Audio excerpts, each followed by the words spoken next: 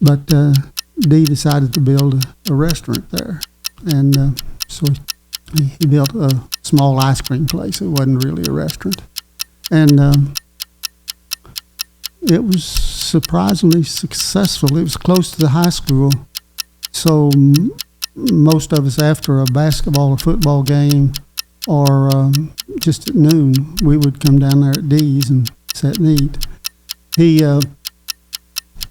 let me drink a Coke with milk in it. He had a special name for it. I can't remember the name now, but says, I'd come up to the thing and says, "Can I have nectarine? Can I have a nectarine?" And he says, "Certainly." And he'd pour some milk in a Coke and give it to me.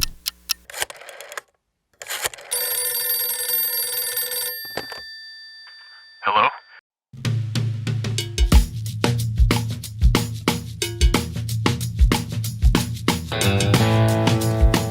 Can you hear me? Yeah, it's fine. Hi, Herb. Hello. So, I know you were a little taken aback yesterday when I said that I wanted to record a conversation with you. So I want to explain why. What? Huh? What? So you sounded surprised yesterday when I said that I wanted to do this with you. Oh, okay. So I wanted to make sure you knew why. Okay. So when Sissy was around, did she call you a lot down here? Sissy? No, not a lot. So I got a Sissy story for you. So she called us constantly, as you might imagine. And Sissy was really, anytime you talk to her, you probably remember, she was having a conversation with herself. She would call the house and she would talk for 30 minutes, and I don't think she would take a breath. I remember the phone would ring, and my brother lived at home. He would pick up, the cordless phone, and she would talk. Yeah, and I remember that. She did that to my mom, too. He would set the phone down on the counter or on the couch or something somewhere and come back like 30 minutes later and just say 2 words and set it back down again. And then she would go for 2 hours not even knowing you weren't holding the phone to your ear.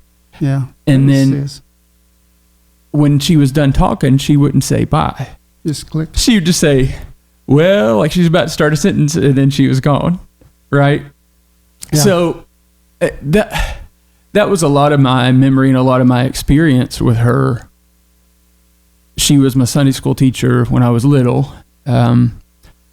But it was mostly Sissy talking a lot about stuff that I didn't know anything about and couldn't follow, because she was always talking about, different people out in Fallsburg and the Comptons and everybody. And I could never follow, like we were talking about earlier, I could never follow all those relationship connections, right? Yeah. And that's what she lived for. And Sissy, she wasn't always socially aware either. Like, there were times we would drive her to Sunday school or home, and she would just rip the biggest fart. And rather than apologize, she would just be like, well, it's not good to hold that in. So I'm telling you all this about Sissy, not because you're anything like Sissy, but I'm going somewhere which is, I remember, Sissy's funeral. Paul Patton and our cousin Paul Rice both gave eulogies for Sissy, and that was neat. And I thought, of all the relatives that I was close to, in Louisa, she wasn't one of the closest. And I went out in the car and I sat there, and it shocked me, but I sat there and sobbed hard for like 30 minutes. And I had to think about why. And I realized Sissy was the last connection that I had to the world that she came from. The one that your mom and my grandmother grew up in. And when I lost her, I lost all the things that went with her, if that makes any sense. Yeah. I think this is something that happens to us as we go through life. We don't necessarily realize we're just kind of doing our own thing, having our own experience, and everything that happens to us is sort of ordinary because it's happening to us. But then those experiences and things we learn take on sometimes a huge significance to other people as the world rearranges itself over time. Yeah. And so for one thing, I want you to know, and I want it on record what you mean and what you have meant to me throughout my life, because I don't know if you really know. And the other thing, I want to hear some of your stories. So I'll tell you, I think the first time, I don't know if it was the first time I met you, but it was the first time I remember Uncle Herb. We came down to Disney World and we stayed with you and Kathy in probably 1991 or 92. Does that sound familiar? Yeah. So I remember I had the little bubble blower lawnmower thing, and I mowed the carpet in your living room incessantly. And I remember you had a computer, and it was the first time I'd ever seen a computer that had Windows. I think you had just gotten Windows 3.1. We had a computer at home, and I would type DOS prompts in to try to play games, but when you had Windows, that really blew my mind. And that sort of playing with Windows that week sort of shaped my thinking. I didn't understand that there could be like an organizational hierarchy to the way you think. It was all free form, when you're that little. But just through using your computer that week, I noticed, okay, so there are big categories of folders, and then there are smaller folders within that, and then there are specific files within that, and then you have exe files which run things, and you have other kinds of files, and that clicked something for me to say, okay, so this is how I can organize my brain too. So probably from age 4 to age 6 or 7, frequently I would think of things and try to remember things, and I would visualize opening this or that folder where such and such memory was stored after your computer. Like I say, that was the only basis for organization that I had. And I remember on that trip watching a space shuttle launch. And I don't remember what mission it was. I don't remember where we were. I just remember sitting on my dad's shoulders, as it took off and disappeared into the sky. And we went to Disney World on that trip as well. So from the time I was old enough to know who you were, I had all these cool associations with Uncle Herb. Herb lives where Disney World is. Herb helped space shuttles take off, right? And so it was a good association to have with you, from the time I knew you. And then, as I went through school, Mom was always so proud of all of her family, but really you. She talked about you a lot. Really? Yeah, absolutely. And,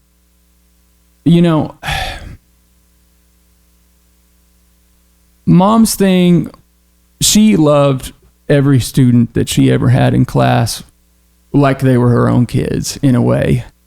And she wanted kids to understand that it was okay to have high expectations for themselves and for what they could do, higher than maybe other people had set for them.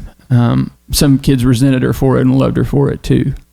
But that was a lot of the conversation as I was growing up in Lawrence County was, what are the expectations for somebody growing up here?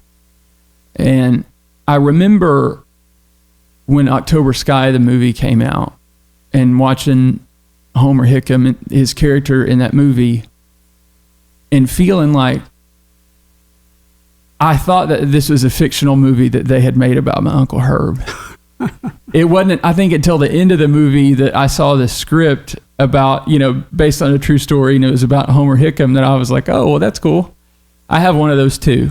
Yeah. So to connect the dots, I'm rambling a little bit, to connect the dots, when I was in high school, I remember our guidance counselors brought us into the cafeteria. We had an assembly, and their message to us was, you should believe in yourself.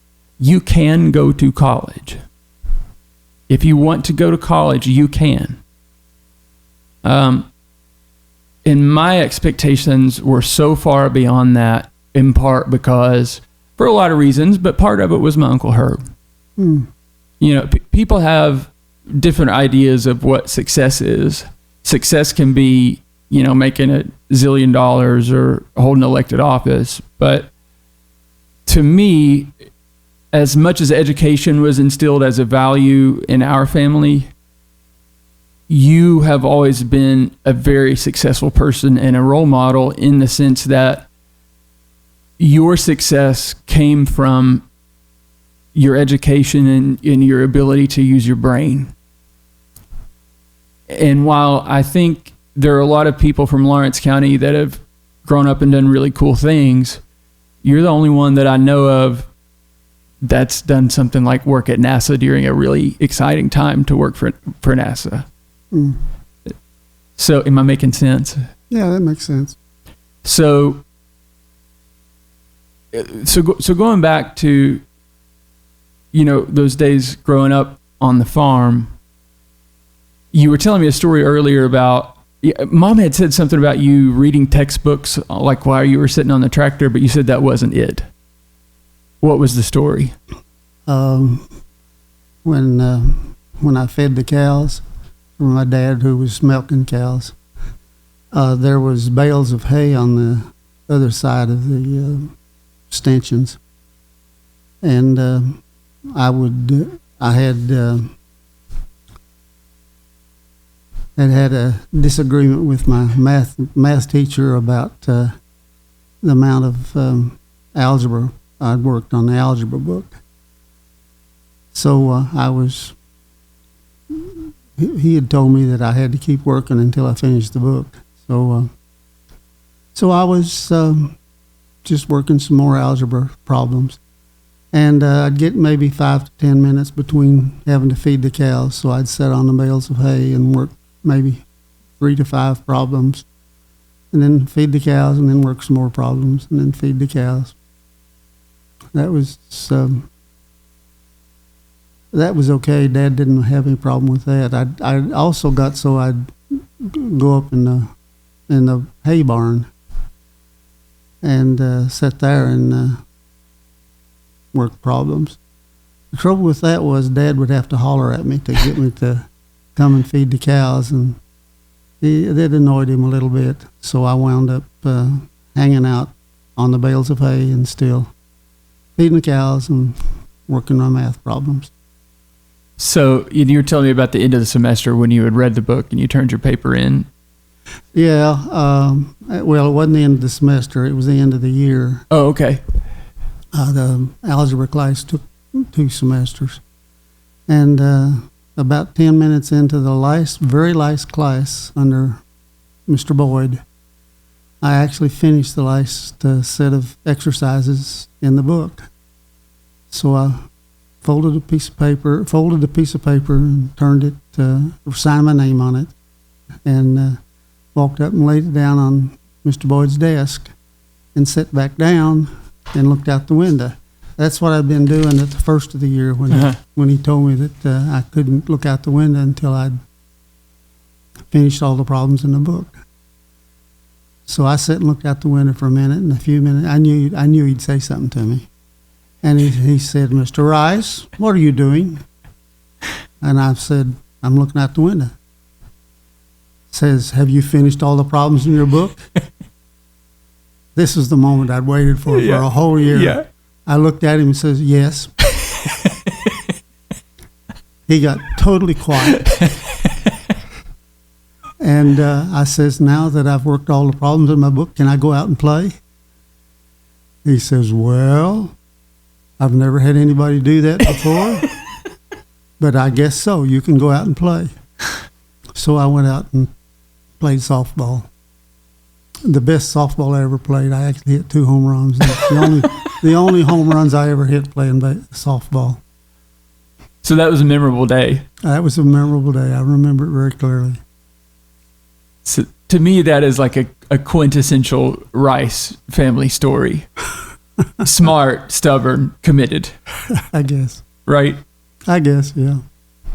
Because it was your mission, not so much to get through the whole book for you, but just to have that victory end of the year, wasn't it? Yeah, just to be able to tell him, yes, I've finished the book. because I'd heard him say the same thing to several other students too, because he always said the same thing. So I knew what he'd say when I'd say when I'd say I was looking out the window, and he says, "Well, have you finished the book?" And no one would ever say yes, but I looked at him in the eye and says, "Yes, sir." Yeah, he didn't know you had a master plan. I don't think he did, but he totally went quiet for 5 seconds with his mouth open. So then I spoke up and said, "Well, can I leave the class since I've finished?" And he says, "Well, I've never had a student do that before, but since you have, I guess you can leave the class." So I got up and walked out. I love that. So, and this is not only signature Rice, but this is signature Herb. I guess. I don't know. No, it is, because you are very committed to the things that you're committed to. Once you're there, I don't know anybody who's going to change Herb's mind. Well, sometimes I'm wrong, and then they can change my mind. Well, okay. I mean about, say, subjective things. Yeah. You've decided what shoes you liked. You've decided what car you liked. Oh, yeah. You've stayed with those things your whole life. Yeah, pretty much. And, yep. Anyway, so a couple other stories that I want to cover with you. Mom told this story a lot about you were on the football team, and you were also in the marching band. And there was a day when your coach told you that you couldn't go out at halftime and march with the band if you were going to be on the football team.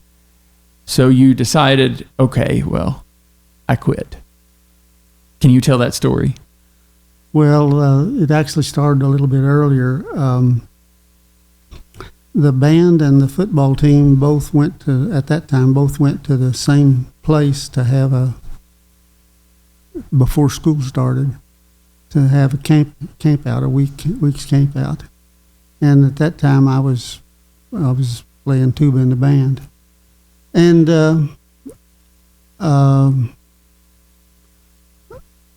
in the boys' dorm, the football players slept at one end, and the band players slept at the other end.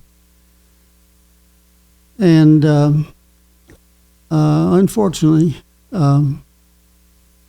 the football players they'd get a group together, and they'd get broomsticks and stuff, and they'd come up to the band players, and they'd hit them across the feet where they was sitting in where they were trying to go to sleep.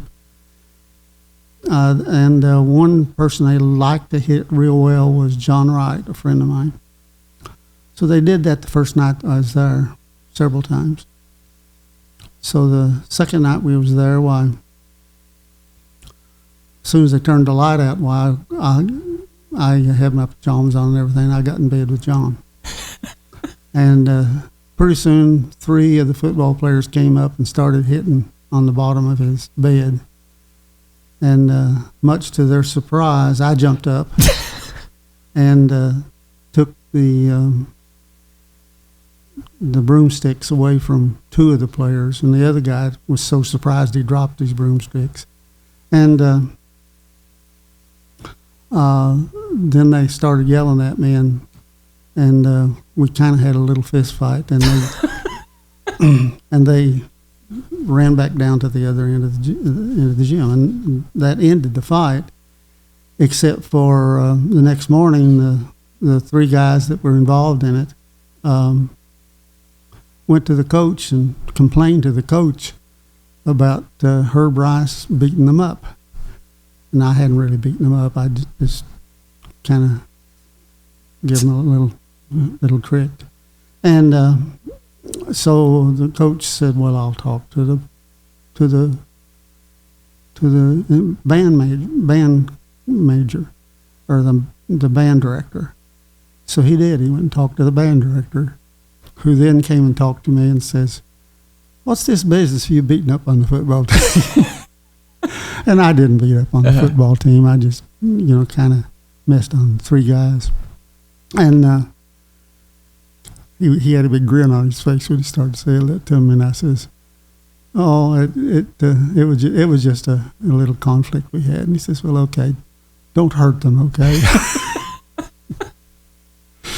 So that was it. The football players didn't come up and hit the guys at the other end of the gym anymore that time. And then we got back to school, started school the next week, and the football coach came to me and says, I'd like to see how you play football. Who was the coach at the time? Canute. Okay. And so I says, I don't know. I haven't played before. He says, well, I'll tell you what. Go ahead and get, you can go in there and get you some pads and stuff, and I'll let you play with us. You got a week before the band starts practicing, so you can play a week with us. I says, okay, that's fine. So we went out there, and he had a starting offense and a starting defense that he was having a play against each other. And they were running, the offense was running a couple of plays, and I was just one of the guys standing. I was a junior at that time. I was just one of the guys standing there watching, and I had no idea where people's positions were or anything. And he had the offense run this one play about 3 times. And then he stopped and says, hey, wait a minute. Herb, come here. I says, yeah, what? He says, get in there and play linebacker on the defense. I said, okay. And I started in, and then I stopped, and I says, Coach, where does the linebacker stand? And he came over and put his hand on my shoulder and says, listen, did you hear that? This little idiot has no idea where the linebacker stands. He doesn't know what the linebacker is in football. Uh-huh. Oh, such an idiot. Okay, come here. And he told me where to stand. He said, you stand here, and you try to tackle whoever has the ball. So, okay. It was an inside linebacker was where I was playing. And the offense had a center, and then then the guards positioned themselves about 3 feet outside the center. And so he goes over and is talking to the offense, and I'm thinking, gee, that's an awful big hole. I should be able to get right through that. So, and they've been running this little halfback across the tackle play, and I bet they run it again. And that guy that's centering the ball, before he centers the ball, I notice his fingers kind of tighten up just before he centers the ball. So if I started moving, as soon as he started tightening his fingers, I wouldn't get through the line before he centered it, but I'd go through just momentarily after he centered it. So he centered the ball, and I went through that hole. The quarterback grabbed the ball and reached it over to hand it to the halfback. And I just ran between the halfback and the quarterback, intercepted the handoff, and took off down the field. He starts yelling at me. He says, come back here, Herb. And I says, I haven't scored my touchdown yet. Come here, get back on that side. You'll never be able to do that again in your life. So I thought, well, let's see how they line up. They lined up exactly the same. I bet they're going to run the same play again. So I did the same thing the second time and intercepted the handoff the second time. Took off down the field. You idiot, come here! He starts yelling at me. And so, okay, I come back and hand him the ball. He hands the ball to the quarterback and then goes and starts talking to the quarterback. And I've assumed he was telling the quarterback something that would allow him to avoid me doing it, but what the hell? I mean, it's this fun. I think I'll do it again. And I did it again, intercepted the handoff the third time, and took off about 10 feet. That's about as far as I got. And he started cussing me out again. Says, Herb, you don't know nothing about football. Oh, that's true. But I scored 3 touchdowns. He says, okay, well, let's quit that. Let's go on and do some other stuff. So he wound up leaving me playing with the defense. And I wound up for about the next hour making about 50 or 60% of the tackles Wow. with the offense. And he didn't say anything to me about it. So after it was over, I changed my clothes and went on home, and did it 4 times that week. So after Friday, I says, well, that was fun.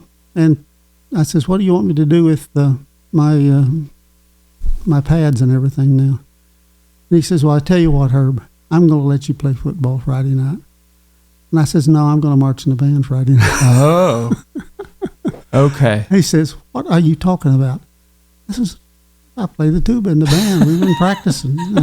We've got a halftime show, and I'm not going to let them down. And you don't have any reason to see me. Well, little did I know, he went and talked to the band instructor, who apparently suggested that let her play football and walk, and then carry the tuba at the halftime. Oh, okay. But they knew they couldn't do it without talking to the superintendent of the school. And they talked to my mother about it. And then they talked to the superintendent about it. And the superintendent said, well, you ask Herb. If he wants to do that, that's fine. And, what he was thinking was I'd be too tired to do it. But what they didn't know, I was at home, and I was always going and getting the cows for my dad, so I had to run about a half mile to get the cows, and then a half mile to bring them back. And it was just normal to do that. It wasn't any unusual thing. Most of the kids that played football were from town, and they were, if they run the length of a football field, they were pretty tired by the time they did it. So the coach came and asked me, says, if we let you march in the band in the halftime, would you be willing to play defense come this weekend? And I says, yeah, I guess so. So they we went to play football that weekend, and I knew nothing about the offense, so I just was playing defense. They kicked, and we kicked off to them, and they got the ball somewhere toward the middle of the field, and or actually they got the ball about our 20-yard line. I think their runner was pretty good. He got all the way to the 20-yard line. So they lined up at the 20-yard line to score, and I lined up as linebacker. And they, again, did the same thing. Their center would squeeze the ball slightly before he handed it off. And there was about a 2 to 3 foot opening between the center and the guard. So as soon as he did that, I ran right through the line. The quarterback grabbed the ball and turned his back to me. So I followed him for about 7 or 8 feet and then tackled him. So, okay, now it's closer to 30 feet that they have to go. And so I get back in line again, and this time they handed the ball off to one of their halfbacks, who ran through where the tackle was. And the tackle came through the line and tried to knock the tackle down. It actually did knock our tackle down. And I saw that, so I just ran in behind him. And that's where the halfback came to the line, and I tackled him. And by this time, the quarterback on the other side was bawling all his team out for not playing good football. So I knew they were going to pass at that time. So I went through that hole again, and the halfback, or the quarterback, turned his back from the line of scrimmage and ran back down the field. And he got to about the 45-yard line and turned around, and there I was following. And there was nobody blocking for him or anything.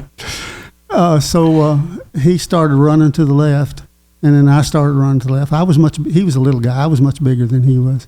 So I started running to the left, and he discovered I was also faster than he was. So he ran back to the right, and I ran to the right on him.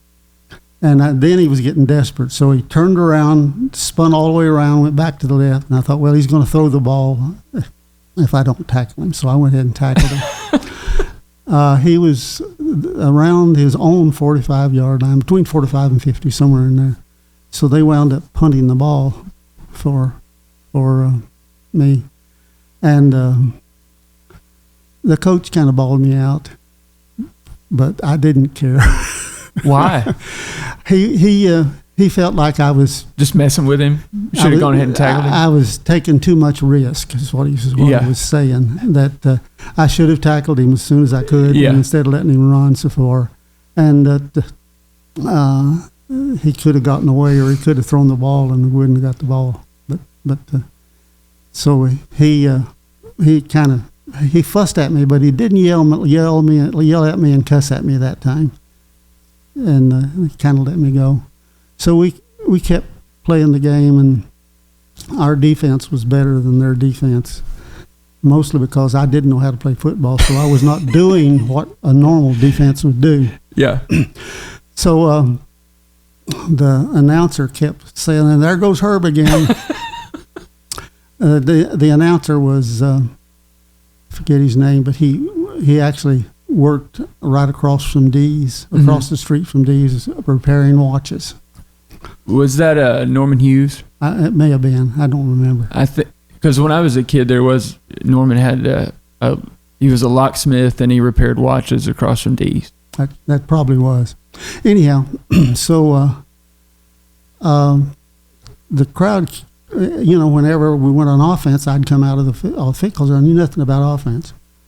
And the announcer kept saying, well, here comes Herb again off the field. And the crowd would start yelling, we want Herb. We want Herb. Of course, there wasn't anything I could do about it. So, but the coach couldn't stand it. So after about the third time they started doing that, he says, Rice, come here. And I said, what? He says, I'm going to let you go in as fullback.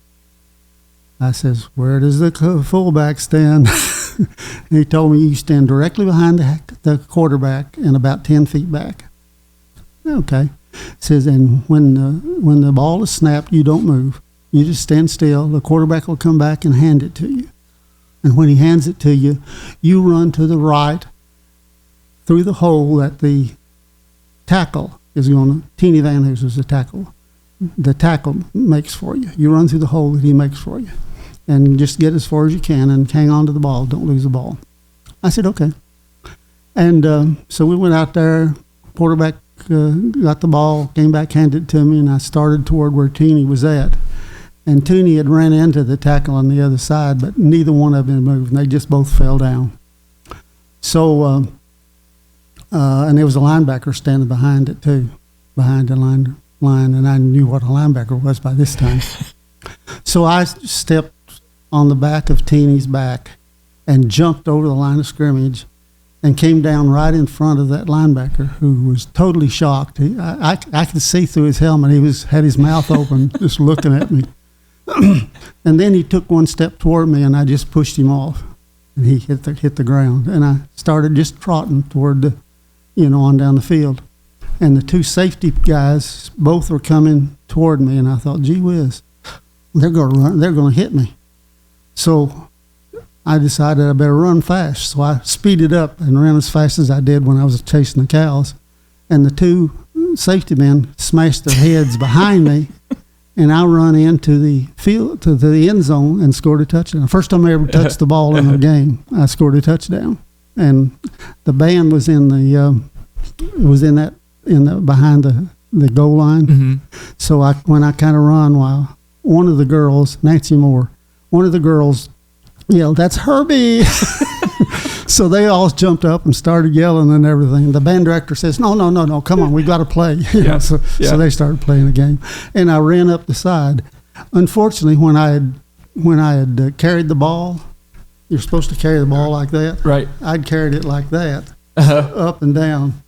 So, I mean, if I'd been tackled, it could have squirted out or something, I was really doing something wrong. So, but I'm still carrying the ball up and down like that. And the coach I could see him up on the sideline just jumping up and down, and I could see his mouth yelling. I couldn't hear what he was saying, but I knew he was yelling at me. He says, "Herb, I told you to carry that ball and safely." I says, "Well, I carried it." like a baby. And he says, "No, you don't carry it like that. You carry it like this." "Oh, okay. Sorry about that." So you proved through that you were unconventional, but you had some aptitude for football. Yeah. So I played football that year and the next year. So did you end up quitting football? Did you have to make a choice? So you never had to? No, I never had to make a choice. I played football from then on out. Okay. So getting back to Norman, I think is who you were talking about. He was the one that had it when I was a kid. I don't know if he had it. Had what? 25 years prior. The watch locksmith store across the street. Yeah, I don't know either. So was he in business with Dee at Dee's originally? Yes. Yeah, Dee worked across the street from where Dee's restaurant was originally. Mm-hmm. I'm not sure what he did, but there was an old house right on the corner, just across from the post office, and there was another building to the other side, but directly across from where they worked on their watches and things. There was a small area that didn't have any building in or anything, and Dee. I think initially he had someone else with him. I'm not certain about that. I'd come up to the thing and says, "Can I have nectarine? Can I have a nectarine?" And he says, "Certainly." And he'd pour some milk in a Coke and give it to me. I thought the Coke and milk was originally your idea. You had asked him for that, and then you said they started offering it after you ordered it a lot. Yeah, that's pretty much true. I think I saw something called a nectarine on television. Uh-huh. I don't know that it was milk in a Coke or what, but I think that's where I saw it. And so I one time just walked up and says, "Could I have a nectarine?" He says, "What's a nectarine?" And I said, "That's just a little bit of milk in a Coke." And he says, "Sure." So he sold it to me. And he sold a lot of them. And he sold a lot of them after that, yeah. I don't think they have that on the menu now, but I'm going to make sure Karen and Daryl hear this, and hopefully they will. Okay. I doubt that anybody'd be interested in it now. Well, they still sell frozen Cokes. Oh, do they? Oh, yeah. Okay. Did they have those? They eventually started selling them. They didn't initially. When I was in elementary school, when I would be in Mom's class, sometimes if there was good weather outside, she would just spontaneously decide to take the whole class of kids, and we would all walk across town to Dee's, and she would buy a frozen Coke for every kid in the class. Cool beans. I don't think you could ever do that now. People would have a fit. Probably. But that was frozen Coke's definitely part of the institution still. Okay. I say to people, hot dog sauce, because it's chili everywhere else, even though it's a different thing. You say frozen Coke, and people are like, what? Yeah. It seems like it wouldn't be good because it would be flat, but it works for some reason. It works. It tastes pretty good. I liked them. So Dee had the smaller stand restaurant initially. And he didn't have much parking space. Mm-hmm. People just had to pull up front. But there was two women that lived in that old house on the corner, and they both died within a year of each other. And Dee bought the house and knocked it down, and that provided him with a large place for cars to park. So that was about the time that I was a senior in high school, and we'd already, kind of liked Dee's, so we could just drive in our cars there. And he had one of his waitresses that would come out and take orders and things. And then after that, he added another side between there and the building on the other side, and put a hole in the wall where he was, so you could just step up there and order something, and sit there and eat it. And that I know that was available when I was a senior. I think it may have been available when I was a junior, or maybe in the summer between my junior and senior years when it became available. But he did quite well. That's pretty much the end of that story. No, you told me that you maintained some contact with him. You ran into him in Ashland maybe years later. Yeah, he actually lived at on the street that went to the high school, in a small little house there, and he bought a Corvette and parked it in his garage, and then he bought a second Corvette, and he was making all kinds of money at the time. From D's? From D's. D was. And while I was in college, I think it was, I'd come home. When I come home, I'd go by D's and everything. But while I was in college, my freshman year at least, he sold his restaurant and went down to, I was told, now I don't know this for a fact, that he went down to on the seacoast on either North or South Carolina and set up a restaurant there that didn't do very well. But then between my junior and senior year, between my freshman and senior year in college at Moorhead, I got a job working as a tax with the tax department in Ashland. So whenever I'd finish my class, I'd have to drive there and work the rest of the day on taxes, or work through summer school on the taxes, that is. And I noticed this restaurant that looked, a little bit like D's restaurant as I drove by. So one day I drove in the restaurant just to get a Coke, and the guy that was in the restaurant behind the bar turned around. It was D. Now, that's the last time I actually physically saw D. But he then went back to Louisa and built an actual restaurant on the railroad track. I don't know, it's called something else now, but on the railroad track on the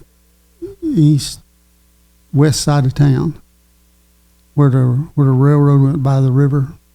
Okay. And the road went by the railroad track, and then there was a cliff.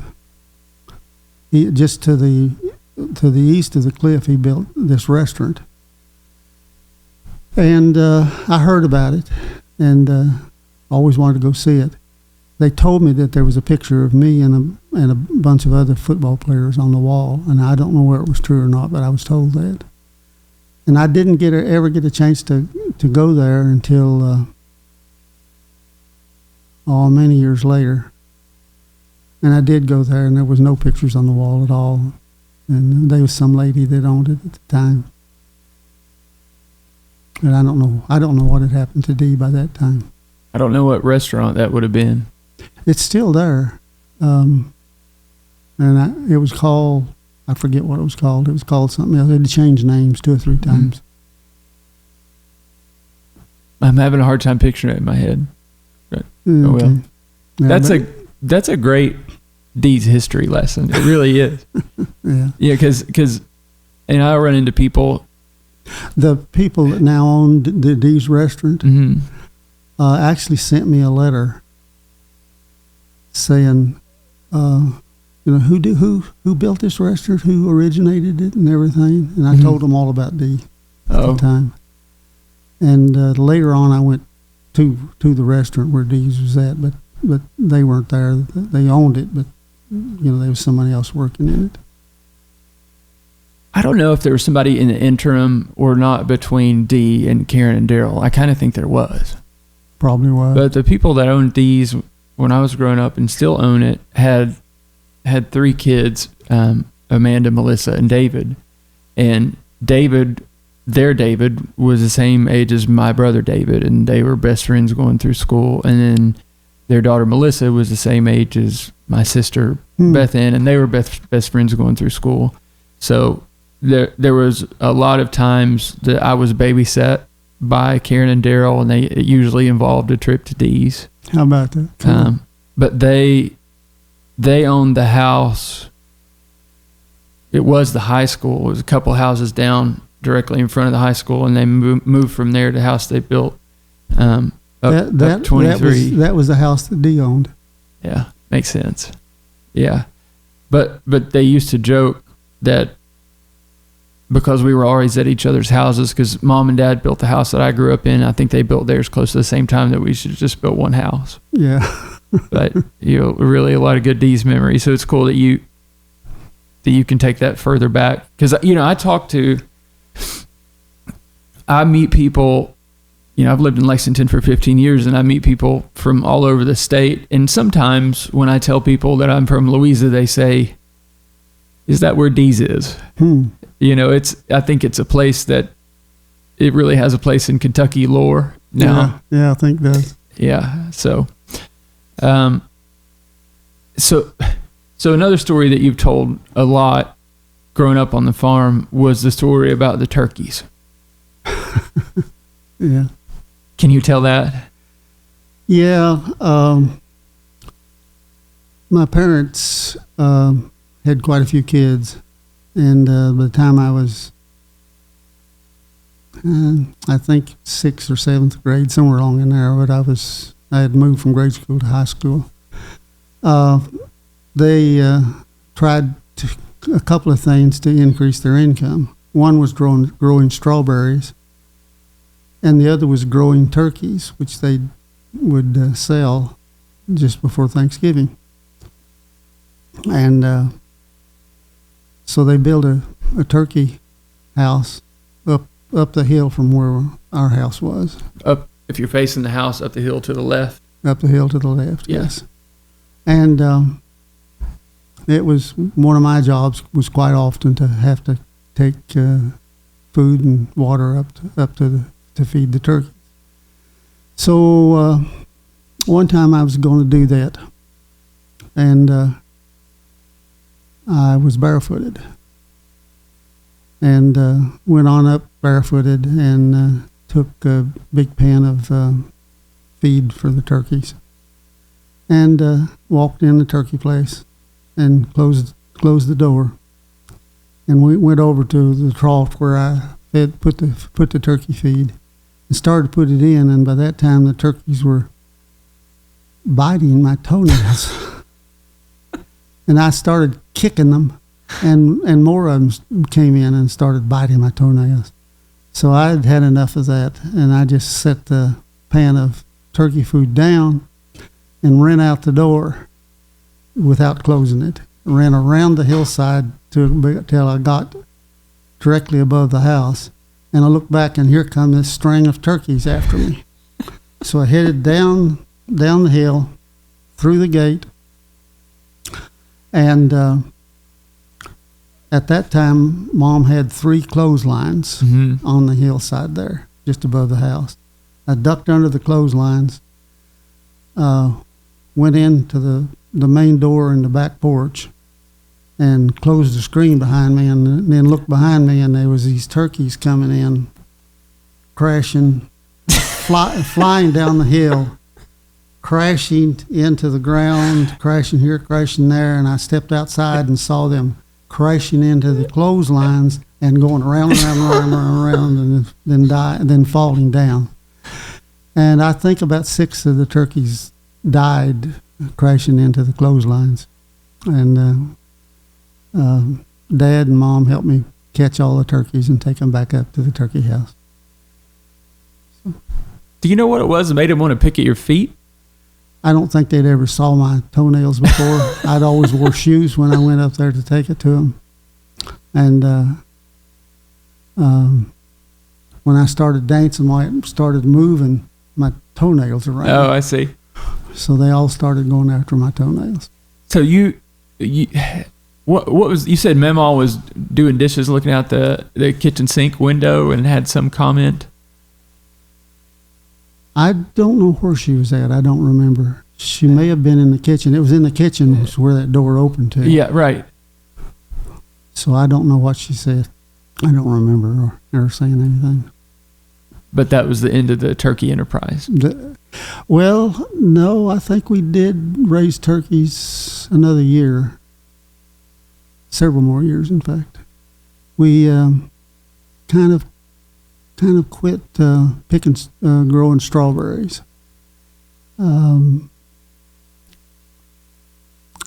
Actually, I think we did grow strawberries until I went to college, and then I didn't have to pick them anymore. Did you ever have chickens in that house? When I was a kid, I thought they always called it a chicken house. The turkey house? Yeah, what was the turkey house? I could be remembering that totally wrong. Well, it was just turkey. It was just turkeys until I went to college. So when you were in school,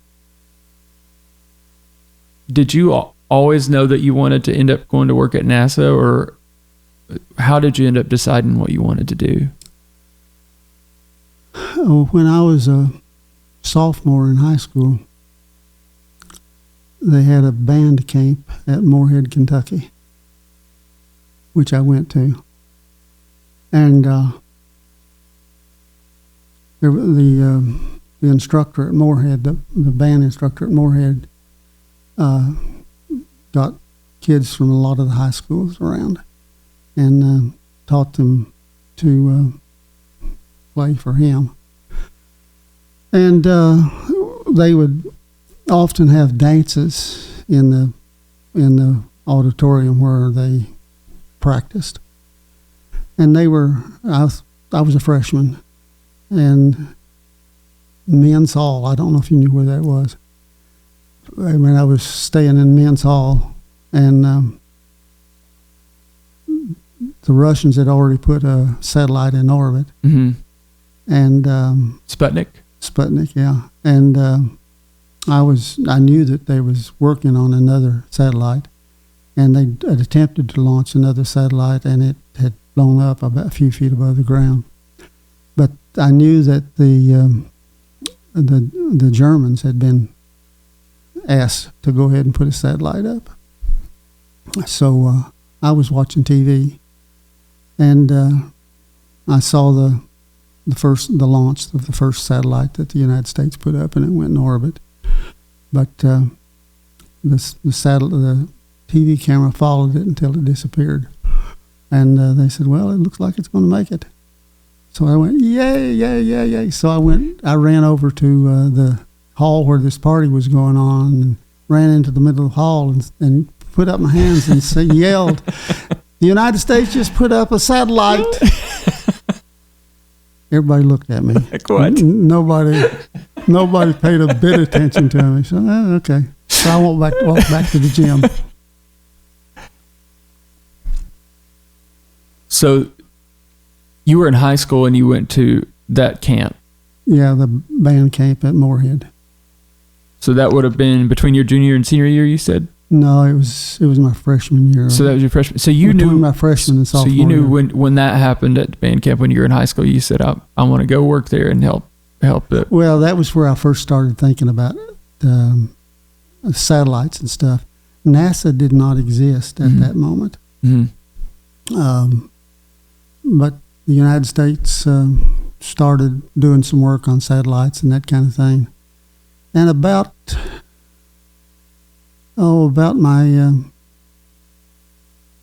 sophomore year, sophomore year was when John F. Kennedy announced that he was going to try to get to go to the moon in place before the Russians did. Mm-hmm. And that became a big thing of excitement. You know, I watched Space races on, and I enjoyed watching it and everything. I kept watching it. And then when I taught school, after I graduated from Morehead, I taught school 1 year up in northern Kentucky and didn't make enough money, I didn't think. So I decided to get my master's degree. So I applied for a master's degree, or applied for money to get a master's degree, and started it. And then at the end of the second year, I felt it was time to start looking for a job. And UK had a place where a building where you go in it and they'd let you be introduced to somebody who had jobs. So I had gone and got introduced to several different people and hadn't had time to get any offers or anything yet. And then somebody told me that NASA was going to come there. And that had a real spring to me because I'd been watching all the satellites and everything. And by now they'd created NASA. So NASA was formed after Kennedy had announced the intention to start the space race? Right. So he must have said that in 62? Somewhere along 61, 62? Somewhere in there, yeah. And so, in the year that NASA came to recruit was that after Kennedy was gone? Oh yeah, that was Kennedy was killed in 63. Yeah, in 63.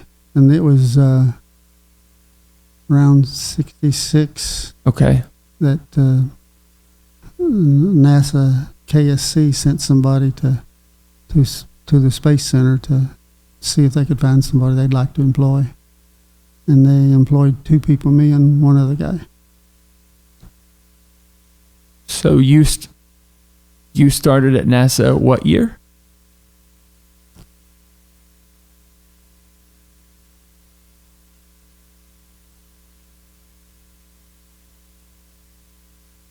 '68, I think 68. it was. So that was after the moonshot. No, I started before the moonshot. You started just before. When was that date? I should know. I'm embarrassed that I don't know. I don't know either.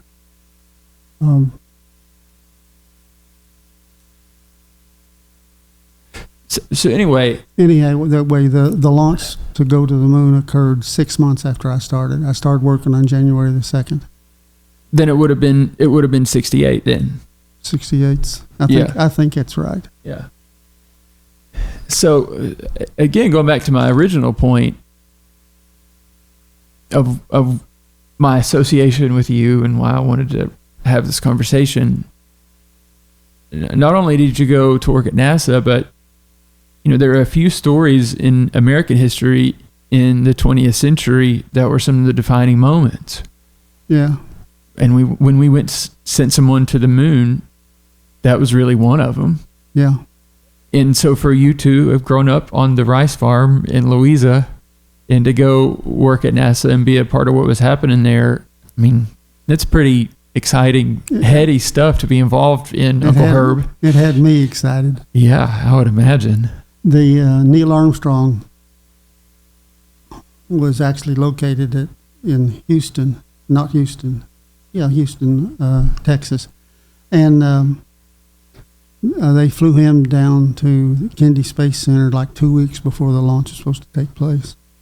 And he stayed and slept in a building that was right close to where I worked. I worked in the headquarters building, and he worked in the building beside it.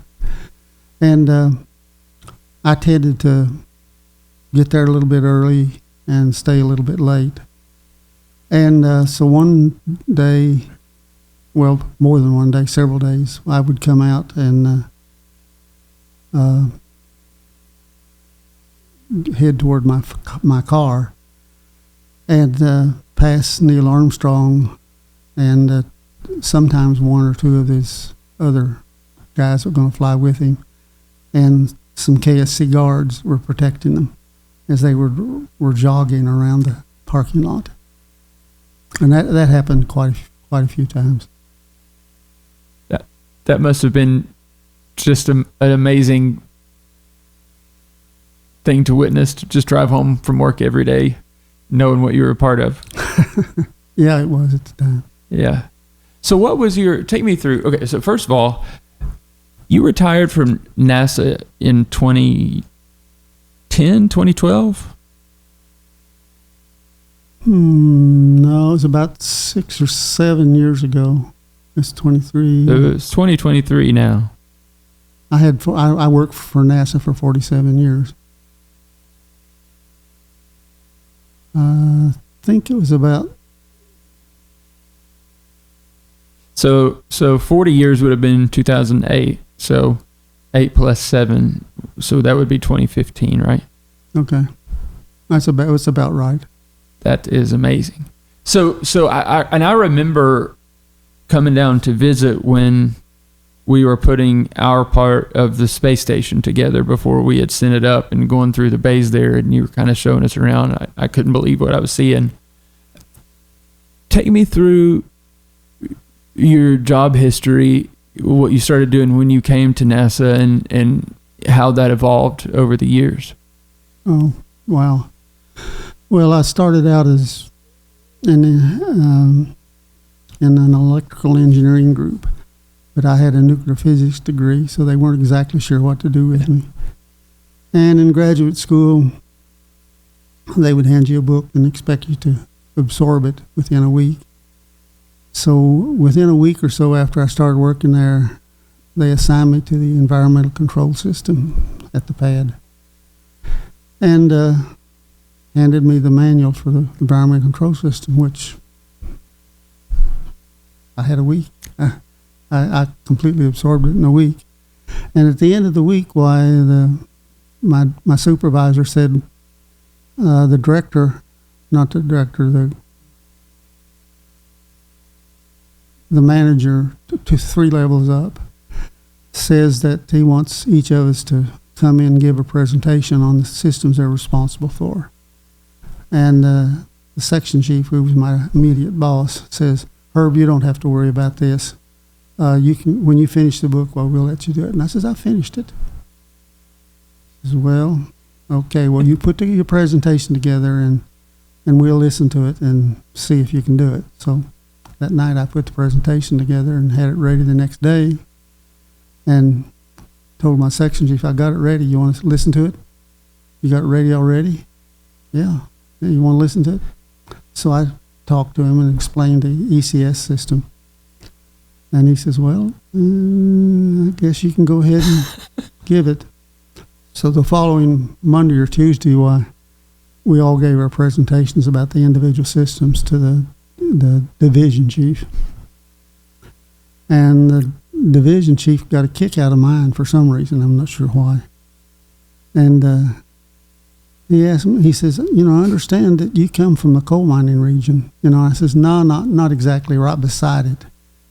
My father actually didn't work in a coal mine, but did go into the coal mines once. And, but I don't think you're going to use coal for rockets or anything."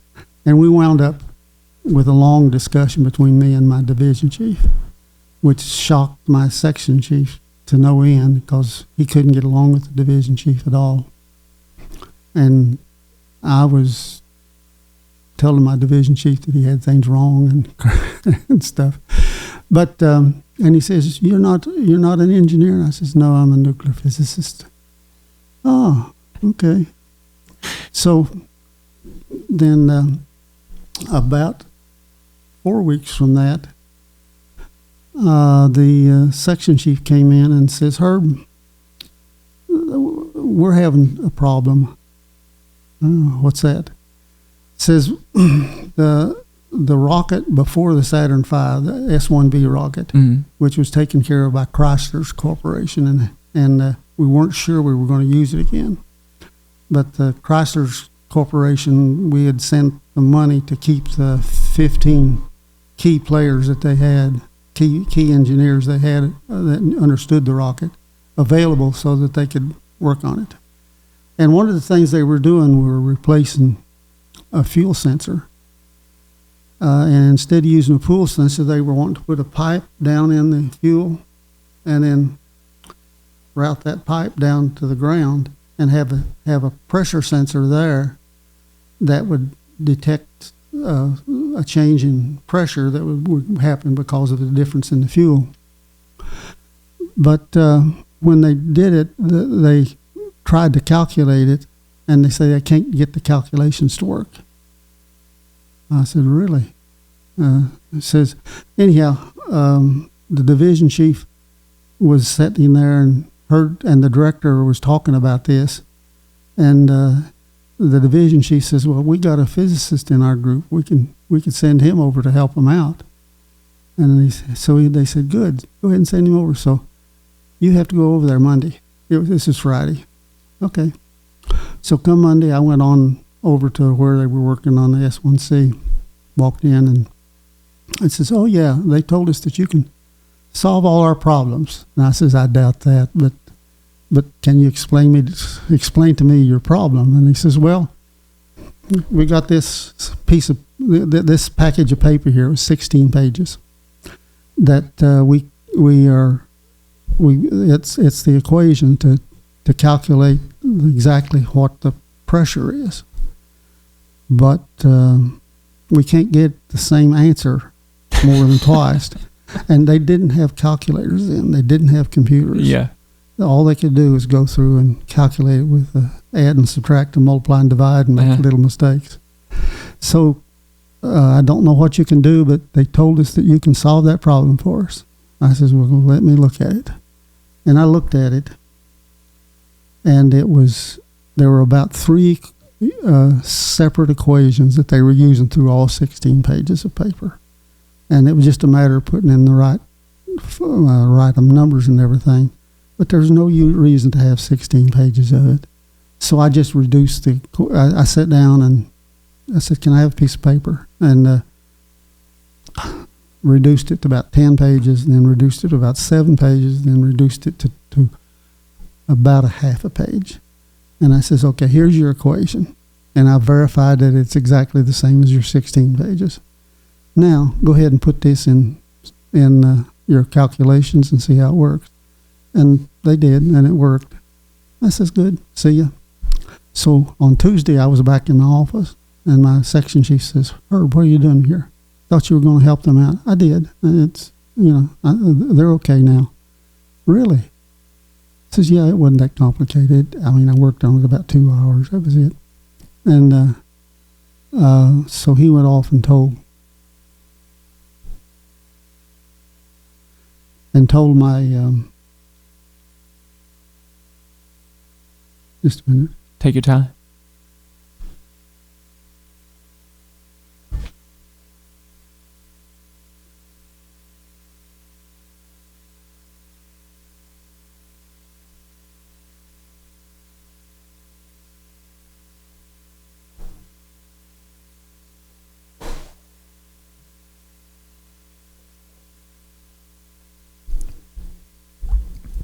Anyhow, we went off and told the division chief, who told my director, who called them to see if it was really true. And they told him, says, "Yeah, we got it working now."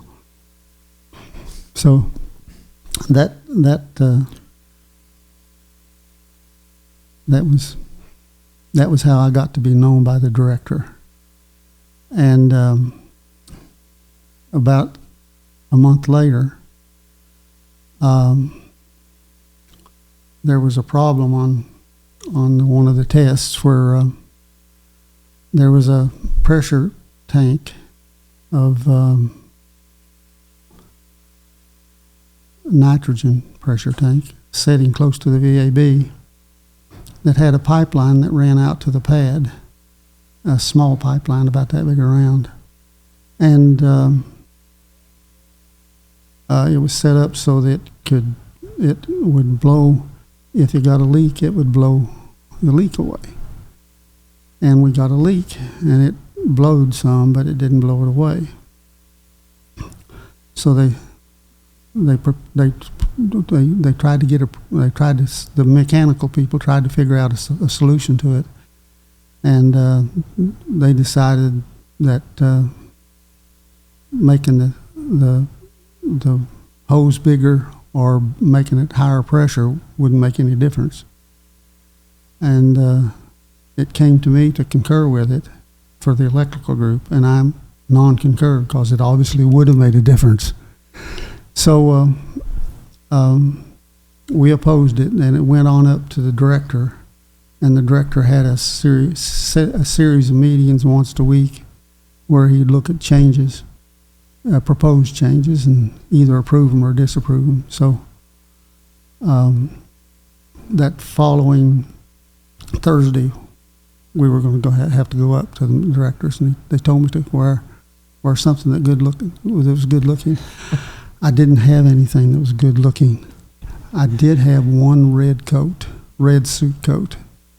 So I wore that red suit coat the next day and walked in my section. She says, "What in the world are you wearing?" just it's the only coat I got, really.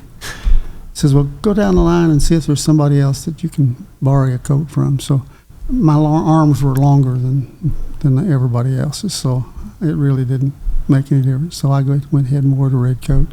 She says, "All right, you're going to embarrass us, but let's go." So the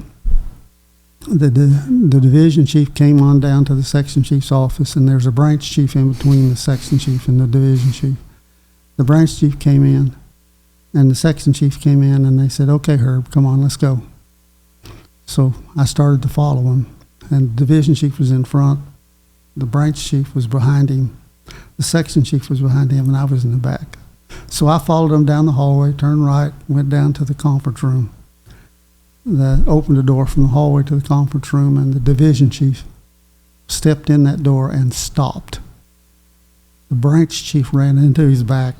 The section chief ran into his back, and I ran into the section chief's back.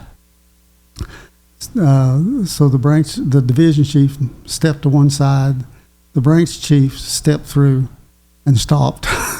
But I didn't run into him the second time. The three of them all walked in and kind of looking at me kind of funny. I walked through the door, and the director was sitting in the middle of this big long table that's about as long from here to that wall back there. And he was wearing a red coat, exactly the same shade cut out as mine was. And he looked up and kind of grinned at me because apparently they've been teasing him too. See, he says, "So Herb, you're going to talk to us about this potential nitrogen source?" And I says, "Yeah." "And then you're opposed to it, right?" I says, "Yeah." And he looked down to the other group, the mechanical group, and said, "You guys are in favor, are opposed to doing this nitrogen thing?" And he says, "Yeah." Says, "Well, Herb, why do you think this won't work?" I says, "Well, it won't work with the small pipeline. If you get a big pipeline or higher pressure, it'll work. I mean, that's just physics. There's nothing complicated about that." Mm-hmm. And then he looked down the other end of the line and said, "Well, you guys, have you got a presentation you want to make?" And he says, "Yeah." And they had a bunch of slides about that thick. It's really a difficult and complicated explanation we have to give you. And he says, "Well, I tell you what, I don't have time to listen to that. I've got to get out of here, so I'm going to go ahead and approve Herb." And we'll go ahead at that point. On the basis of the jacket you were wearing? I assume it was to some extent. Well, see, he had heard a little bit about me too. Yeah. And that was the first time he actually physically saw me. And then after that, for the next several years, whenever something interesting happened, or some kind of problem occurred that wasn't easy enough for engineers to figure out, it'd get dumped on me. So there's a theme here from the NASA stories through your football experiences, which is you bring in a sort of a different perspective to things that maybe defies convention, but seems simple to you and works for you. I guess. Right? Yeah. Well, in those two cases, yeah. Yeah. Well, there's more. So you were brought on environmental and electrical, and then you ended up kind of using your physicist brain to help engineers solve problems. Yeah. Right. So, and by what year was this story with the red jackets? That was the first year I worked there. Okay. So, and then you worked there for 47 more. Yeah. So the short version of how things progressed for you, was it one of those things where they ended up making a role for you just based on your skill set? No, they didn't make a role for me, but they just wound up finding situations where it wasn't a very easy thing for an engineer to do. Mm-hmm. And if it wasn't easy for an engineer, then they'd throw it to me. Mm-hmm. There was one engineering friend of mine that had a task to develop sensors to detect smoke Mm-hmm. in a fire, Mm-hmm. and put them in all of our labs and everything. And he got a sensor that had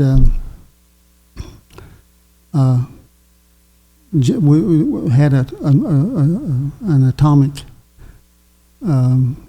source in it, that the atomic source put out electrons, and if smoke got into the sensor, why, it would make this give the smoke particles a charge, and it would go to the wires and set off the alarm. But he didn't know how it worked, and he tried to explain it to director, and he couldn't. And so the director says, "Have Herb come explain it to me." So I came up there and explained it to him. I did it more complicated than Mm-hmm. what you were saying, but I explained it to him. And then he told me I'd have to go up to the center director and explain it to him too. So I went up to the center director's office, who's the chief of all of NASA within the Space Center, and explained it to him and gave him some equations to show how the particles would attach to the smoke particles and so forth. And he says, "Oh, okay, I understand. All right, let's get those sensors out of here." And but that left him. He then knew me. Mm-hmm. The center director knew me. Mm-hmm. And then at the end of that year, or it may have been 2 years, they decided that they wanted to have a computerized control room. Up until this time, the control room just was analogs with sensors and stuff in it, and that was pretty much it. They had no idea how to do it, but they had gotten some of their best ops guys to do it, and some of the best managers that they had, and they wanted some DE people too. And so the director says, "Send Herb." So they sent me and a few other people over there, and I went over to what was then called the Flight Crew Training Building, and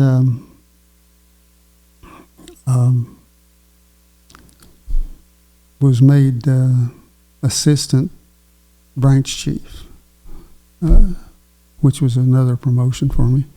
And they were trying to figure out how a computer system like this would work, and I kind of knew a little bit about computer systems, but I'd messed with them, but they were just becoming, many computers were just beginning to come out. It was late 70s by then? Maybe, I'm not sure. Yeah, okay. But what I said was, if you're going to design a computer system, that's fine, but you got to have redundancy. Mm-hmm. And so if you got this line that goes out to pick up all these data, you got to have this other line that goes out and can pick up the same data somewhere or other. Mm-hmm. And the section chief and the branch chief that that I was under there didn't know me that very well, and they didn't think, "Well, you think these computer things are going to fail?" I says, "Everything fails." Mm-hmm. And they took it up to the division chief, and the division chief listened to me. He says, "Yeah, put that in your design." And then they decided that they needed some way to test the checkout system once they designed it. And the NASA headquarters had said that they wanted a computer system to launch by this time. So they said, "We're going to talk to Kennedy Space Center, we're going to talk to JSC, and we're going to talk to Marshall. We want all three of you to give us your proposal for how you'd build a computer system." So we thought, well, we need to build a computer system, a small computer system, and have something to control. So they says, "Herb, why don't you go build us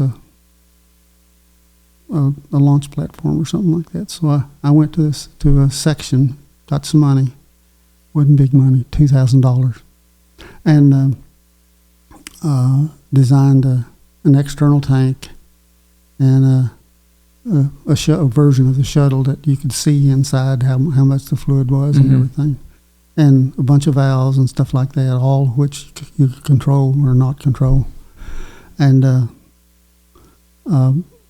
brought them over and connected them to the demo control system we had and ran it, and it had redundant valves, redundant pumps, fit all of the things I'd previously said that we needed on the control system. So the powers that be came over to see the checkout of everything, and they hadn't actually gave us the money to build it yet. And my job was to sit at the control panel and do the controls. And my division chief and the guy from headquarters that were going to make the guy from headquarters was going to make the decision. He'd already gone to Marshall, and Marshall had just given him a cost presentation. Hadn't said anything about technical stuff other than if they'd said a few technical things, but mostly just cost. Went to Houston, and Houston was totally cost. Says, well, we'll hire a contractor to do that, and we'll hire a contractor to do that. I'm sure they'll come up with some idea. And then they come to KSC, and they sit down at the front of the flight crew training building and look at a presentation that my division chief was giving them, and they just chewed him out. I walked up there 2 or 3 times, and this guy from headquarters was just giving him, wouldn't believe a word he said. But then finally, I'm sitting at the lab at the other end of the flight crew training building, and we kept looking out the door. There was about 15 of us in there, and finally somebody said, "Here they come." So everybody get in position. So I sat down at the console. We turned the power on and everything so we could quickly start the presentation as soon as they showed up. And they walked in, and my division chief was talking, and the headquarters guys was feeding him, was challenging everything he said. And he says, "Well, let's go ahead and start the system, and you can see how it works." Okay. He says, "Okay, Herb, go ahead and start it." So I turned around and hit one button. That's all it amounted to. And then turned around with my back to the screen. And he says, "Okay," and you see it started. You see the pump started, and it's pumping blue fluid into the external tank. And the guy from headquarters looks at him and says, "Yeah, so that's such a big deal? What's going to happen here when something fails?" And he reaches over and grabs the wire that goes into the pump that's working and rips it out. And my division chief turns around like that, and I start twiddling my thumbs because I knew what was because the redundancy was your idea. Yeah, and it was set up in the computer to go, and so he looked back at he's looking at me, and he hears a pop, pop, pop as it closes down the existing line and switches over to the other pump. And then he looks at the screen. And then he looks back at this guy from headquarters who's still holding this cable and says, "See, that's what the computers do. They just change like no problem at all." The guy fell in love with him. Wow. That was how we wound up building that computer system here, and that was also why they put me in charge of the software for the computer system. Just to put a bow on this, the digital control system for the shuttle launch originally, when it was digitized, was your design? No, it wasn't my whole design. The redundancy was your design, which saved the bid that KSC had. Yeah, the redundancy was. But and there was a bunch of other things that I had insisted on also. But like central data buffer. I had not had anything to do with that. Yeah. The design of the actual end control, I hadn't had anything to do with that. I just said, well, we got to have two of them. Mm-hmm. And I said, you got to have two sensors out there, the one that goes to each of the different things. And so do you think that aspect of it is why it ended up being an in-house job as opposed to something that they would have subcontracted out for somebody to come up with? Well, by the time we subcontracted out for it, we'd already fought it so much. Yeah, right. Yeah. Right. Yeah. That's amazing. It was fun. It was fun. So that's how I wound up becoming operational too, because once you finish the design and put it in the firing room, none of the operations people knew how to do it. Mm-hmm. So they took a handful of us that had done a lot of the design and had us. They just transferred us to the operations part of it, and I started out as an electrical engineer out there, but they quickly shifted me to be what's called a PE, which means a PE was somebody who sat at the back of the firing room and did nothing until something went wrong. The test conductor sat at the front of the firing room, and he was better known than I was. But because one of the reasons for that is if something went wrong, I need to work on that. I was not going to talk to people, something like that. I was going to talk to the systems people. We're going to work out to solve the problem. So I was a PE at the master console. That's where I worked for a few years. It was kind of fun. So I'm sure I'm probably skipping like 20 years here, but I remember you coming to visit and people asking you what you did, and I remember coming down here to visit and you were taking us through the bays where we were putting together our part of the space station. Oh, yeah. And correct me if I'm wrong, but I remember people asking you what you do, and you said, oh, I'm the chief geek on our little part of the space station. I think those are the words you used. Was it? Okay. I was a kid and I didn't know what that meant. So can you tell me what your role was with the space station? I was the chief manager of the branch chief for the group that ran all of the tests to test the equipment. So I had I think I had 43 or 53 people who worked for me, and I had 3 sections with section chiefs for all 3 of them. And at that time, I actually had a secretary for all 3 of them too. And they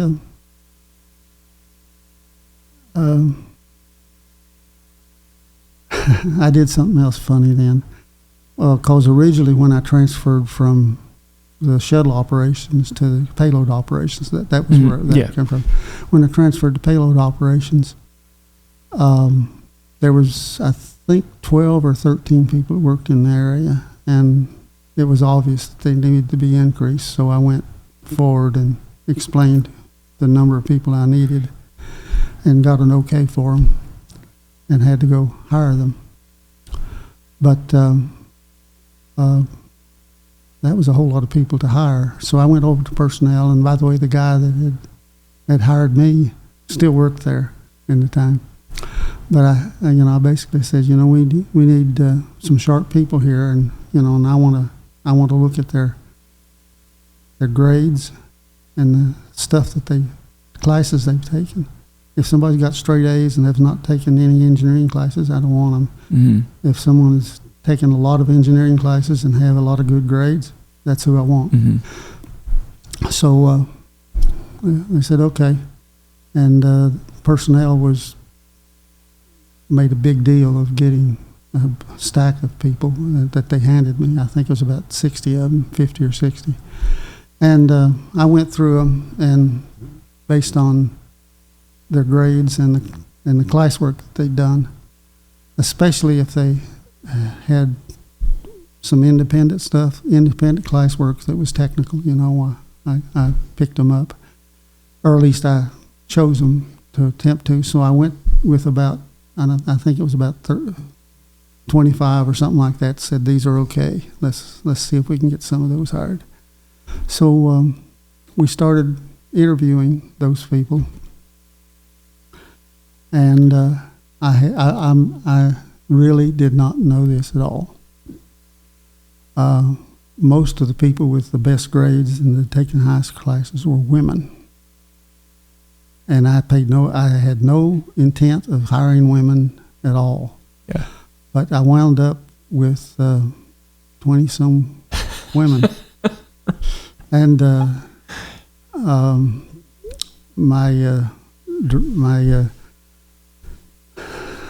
my supervisors all said, "Well, why'd you hire those women?" I said, "What women?" He says, all of these people were women except for one or two. And I says, "Well, I just went by their grades and their classwork, and when I talked to them, if they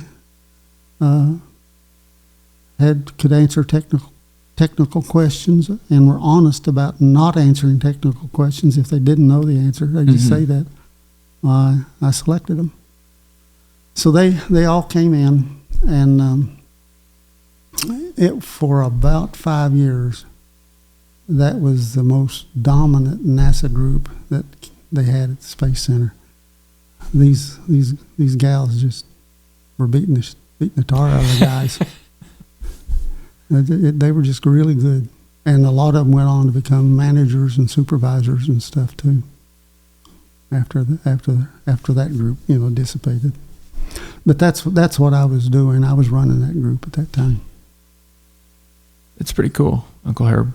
It was fun.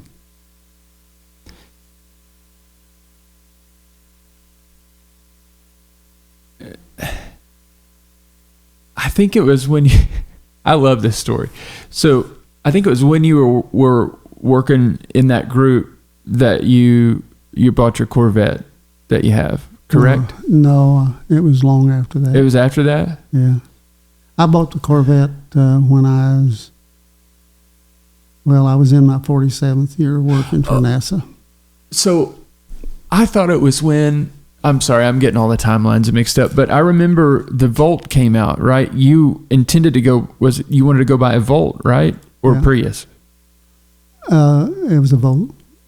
And so you'd taken the money to go buy the Volt to the car dealership. I had the money in my pocket. And tell me how this conversation goes.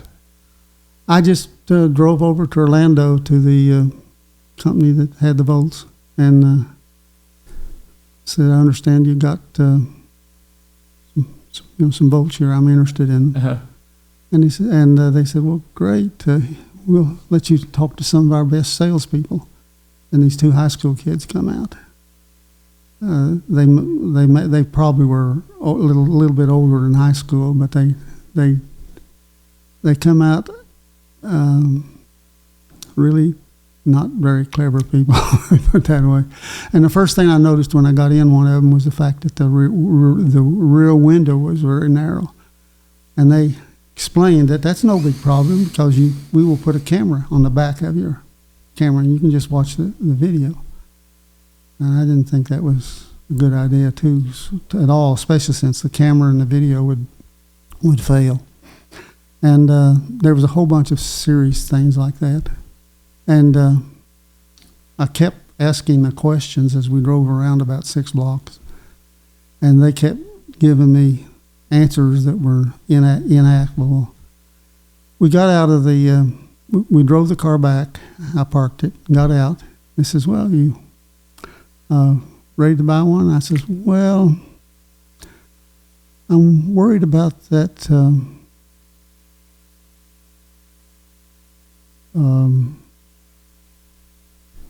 Wasn't that the battery?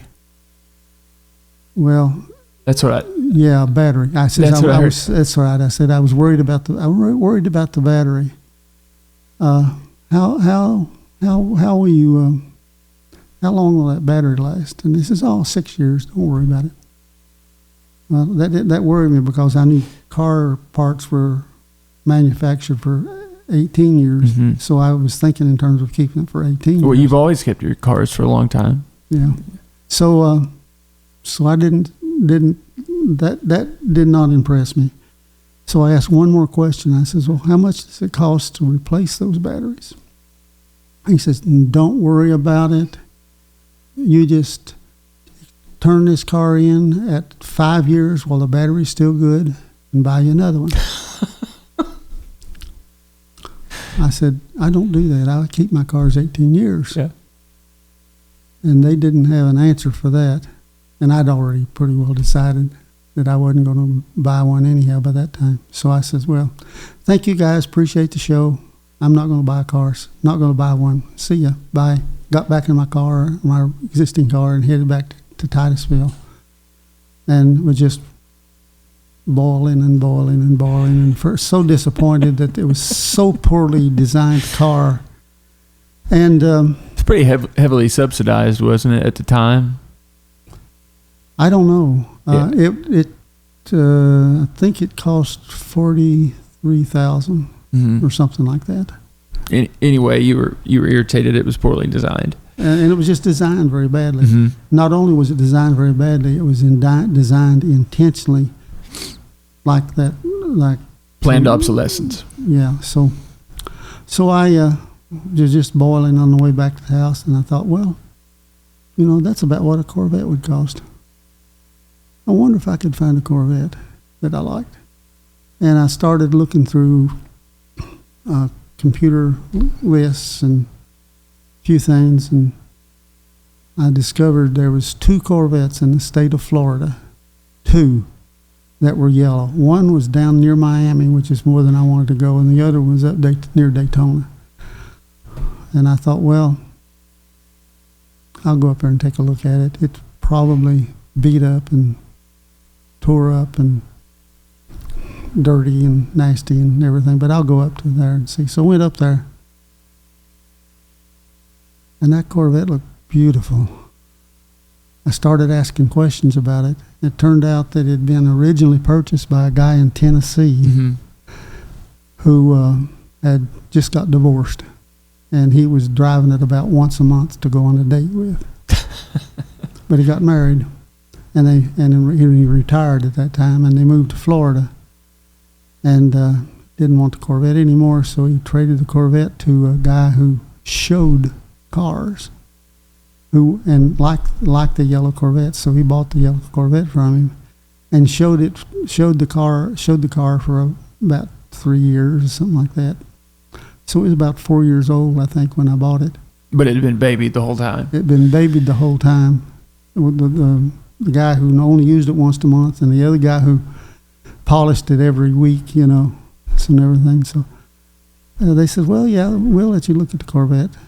And they said, in fact, it's right out there. And I looked over, and it was about 200 feet away. And he says, what do you think? And I didn't answer him because I said, that looks entirely too good. Yeah. So I walked over to it. It still looked good. I walked around it to find all of the scratches and stuff. There weren't any scratches. I says, I got to drive it. So I drove it a little bit, and the back, of course, was open and didn't have any of the problems that the other car did.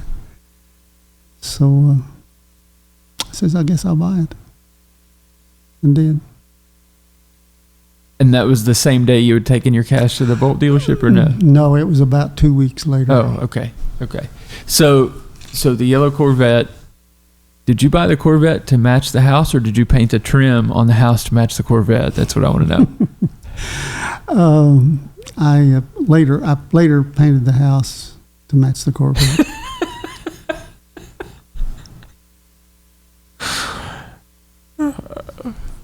But once I get this painted, that Corvette is it's almost 18 years old, so I'll have to sell it. Is it really? Yeah. It's 2009. 14 years old. Yeah, so 4 more years I'll probably have to sell it. You haven't put that many miles on it, though, have you? Just kind of cruise around here with it, right? I don't know. Do you consider 167,000? Wow. And you did most of that? All of it. Wow. Okay. Stand corrected. Yeah. But that was fun. Yeah, absolutely. See, I just... You're so unapologetic, and I absolutely get a huge kick out of it. Just we'll paint the house to match the Corvette because that's what we like, and we don't really care what anyone thinks. Yeah, that's true. By that time, I was divorced. Yeah, I had actually wanted to do a little brighter colors on the house the last time I'd painted it, but my wife at the time insisted on brown and light yellow, and so I painted it brown and light yellow. But she divorced me, and I kept the kids, and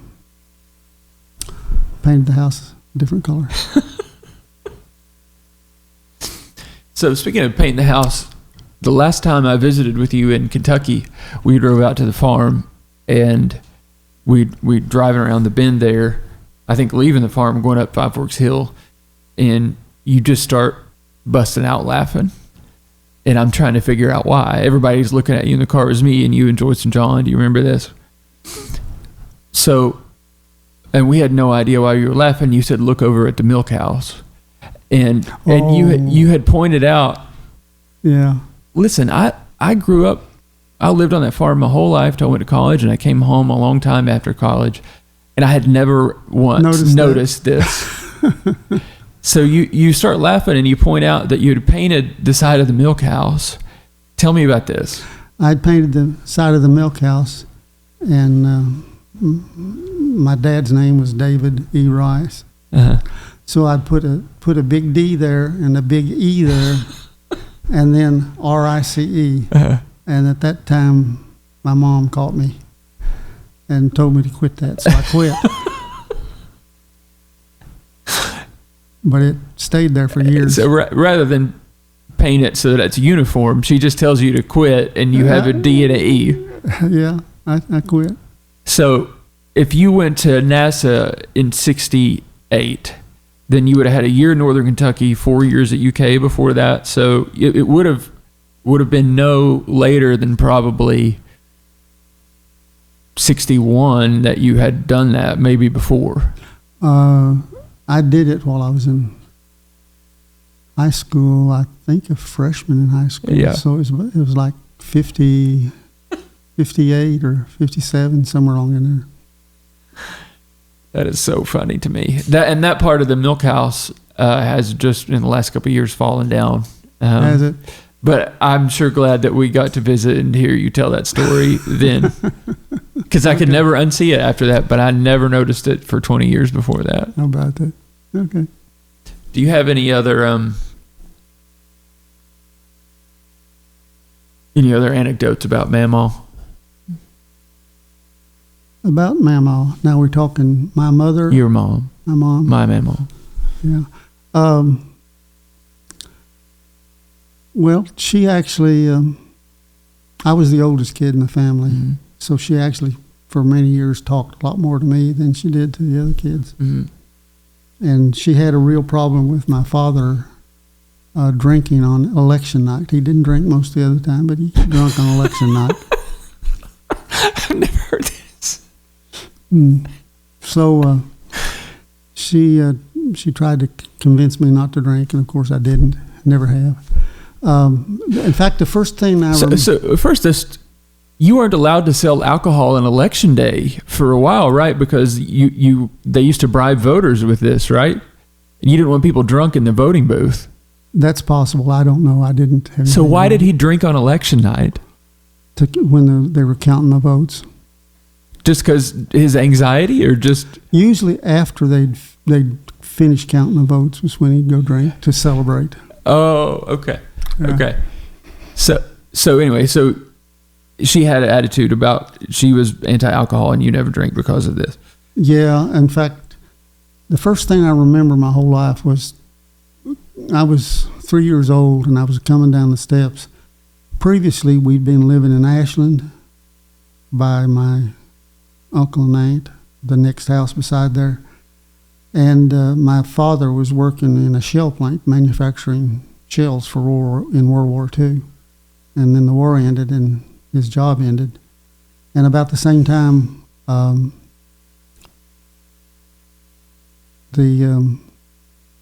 my mother's father died, who was still on the farm. The mother was still alive, but the father died. So that's when they moved to the farm that I was mostly raised on. And they apparently had just moved to the farm and showed me my bed upstairs. And so I was coming down the stairs. You never saw the old house, I don't think. No. But there was two stories, and there was a set of stairs there. And at the bottom of the set of stairs was a rack where they hung coats and things. And I came down there, and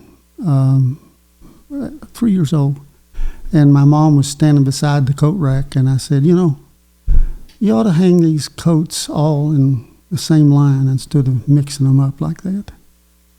And she says, don't worry about it, Herb. It's no big deal, and you'll not remember it anyhow. So I said, okay. And I went on downstairs, out the front door, walking around the house. I should be able to remember that. So I went, the house was right beside a cellar with another house on top, and a stack of rocks, and there was about a section, there was from the corner of the house to the stack of rocks is about that much you can walk through. So I walked through that, and I was trying to figure out how to hold 3 fingers up so I could remember how old it was. And I finally figured out how to hold 3 fingers up. But a 3-year-old had trouble doing that, okay? But I trying to figure out how to hold 3 up. Says, okay, that's 3 fingers. I'll remember that. So I did. And then after that, she told me a lot of stories, like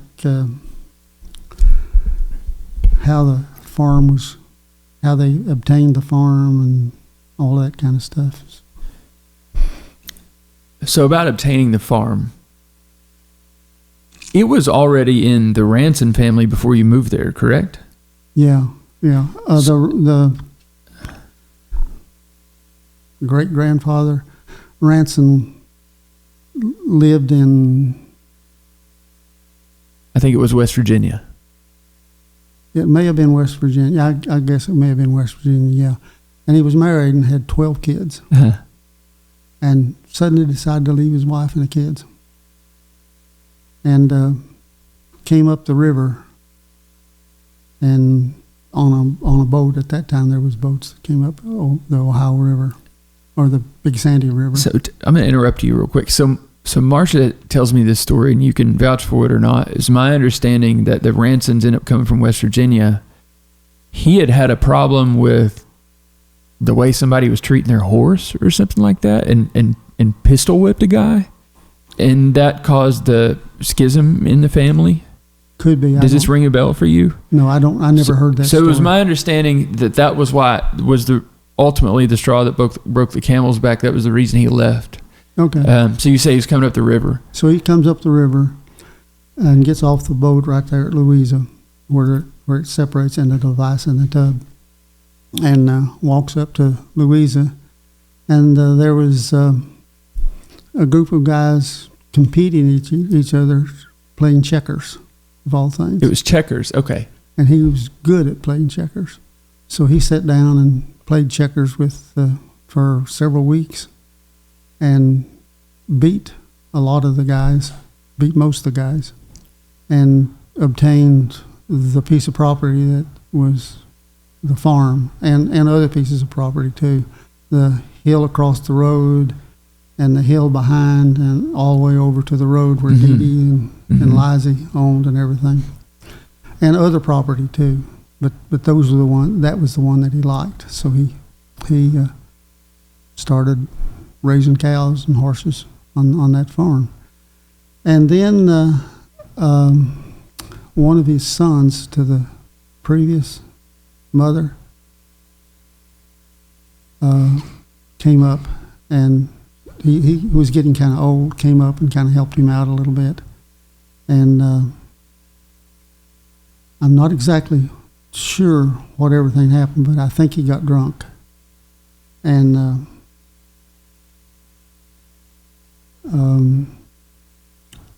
had a girlfriend who he had given half the rights to half of the farm property. And the son talked him into buying it back from her, so he paid her $6,000 and bought the property back. And she went on. She left someplace. I don't know what happened to her. And then he got drunk and was kind of sick and everything, and he moved to Ashland and left the farm to the Ranson guy that was mother's father. Thad. I think it may have been Thad. I'm not sure. Guess so. Yeah. And he moved to Ashland and died apparently from going over into a bad section of town at night and staying pretty late and then coming back to his house. And he had to cross a railroad track, but he apparently fell down and went to sleep on a railroad track, and a train hit him. Wow. And then nobody knew about Louisa and Cooksey or where he come from, so they just buried him in an unknown, what they called an unknown plot until Louisa or her husband, one or the other, figured out who it was, and then they took him and buried him someplace else. But anyhow, the son stayed on the farm and got married and had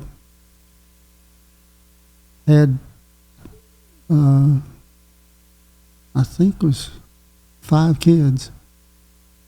2 of them were girls, and I think 3 of them were boys.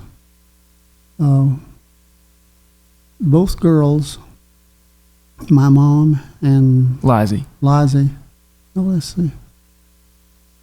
It was 3 girls and 2 boys. That was it. My mom and Thor Louise, not Thor Louise. Sissy? Not Sissy.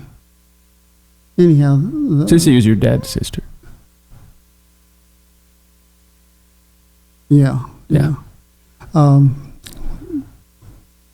Anyhow, I think there was 3 women, and one of the older women got really sick. They thought it was the flu, but then they decided it was pneumonia, and then she died. And my mom got real sick too, and they thought it was the flu, and then they thought it was pneumonia, but she survived. And isn't that how, when the flu pandemic broke out around that time, a lot of people died from it? But it seems like I've heard that it was people would get the flu and then they would get secondary infections, and then that secondary infection would kill them. Maybe I don't so know. That you're kind of telling that story. Yeah, I don't know. I just know that. But your mom survived. My mom survived, and Louisa survived, and the 2 brothers, I don't know if they caught it or not, but they lived through it. And then my mom finished college. She went to Eastern, and she went to Marshall. And I think she went to a 3rd college too, but she finished at Marshall. And then came back and started teaching school at a school that was on the other side of the hill, which doesn't exist any longer. But the kids from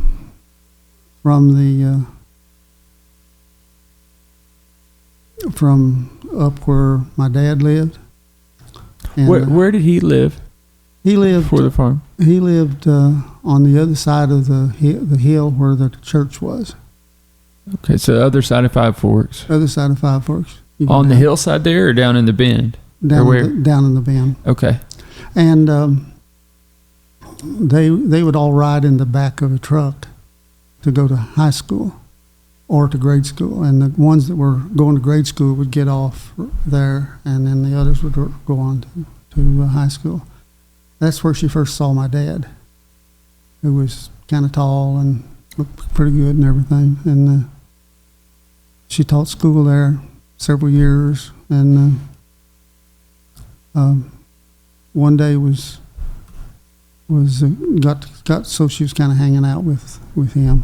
And one day they were walking in the creek down in the front of the house, and she was walking on the side of the creek. He was down in the creek, and they started talking about maybe they ought to get married, and they did. So that was how they got married. And then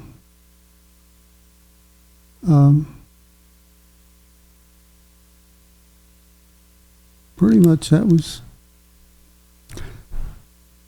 Well, then they after they got married, they moved to Ashland when World War II started, and he had a heart disposition. It was slightly to the left of where it's supposed to be, and at that time,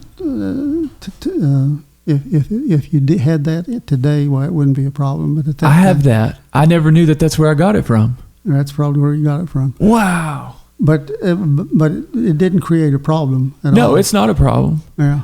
So anyhow, that's why he didn't go to war, and he wound up working at the shell plant in Ashland. Wow. So they rented a house right beside Louisa and Cooksey, and he worked at the shell plant through all 5 years of the war, and your grandmother had 2 kids, me and Bethy. And my dad got a kick out of, my name was Herbie, but got a kick out of that and started calling me Hurry Duck D-Daddle David Rice, which I kind of liked. Yeah. And then Bethy and I were out playing on the fence between us and Dee Dee and Cooksey, and I decided to call her Ninner Bethy Baby Doll. I don't remember doing this, but I was told that I did that. And then the war ended. Dad lost his job. My mother's father died, and so they moved to Louisa to take care of the farm, to take care of the mother. And that's where I grew up. Do you know that the Rice family farm is the longest continually operating farm in Lawrence County now? No, I didn't know that. Yeah. So you were in the old house, and then a story that's been a big part of my life that I've heard over and over and over and over and over again is of when the house burned down and Mom getting trapped. Do you mind to tell that? Well, Mom getting trapped and the house burned down. There's two different. That was after, right? Actually, that was before. Oh. Okay. The front porch falling. What happened there? I think I was a junior in high school. I just learned to drive, and they let me drive the car every once in a while to town. So I was going to drive the car to town, and Mom was saying, "Well, I would like if you get some groceries and stuff like that." And she was kind of making a list. So she walked out on the front porch and sat down in the swing, and started making her list. And Bethy came out, and Joyce came out, and Wanda came out.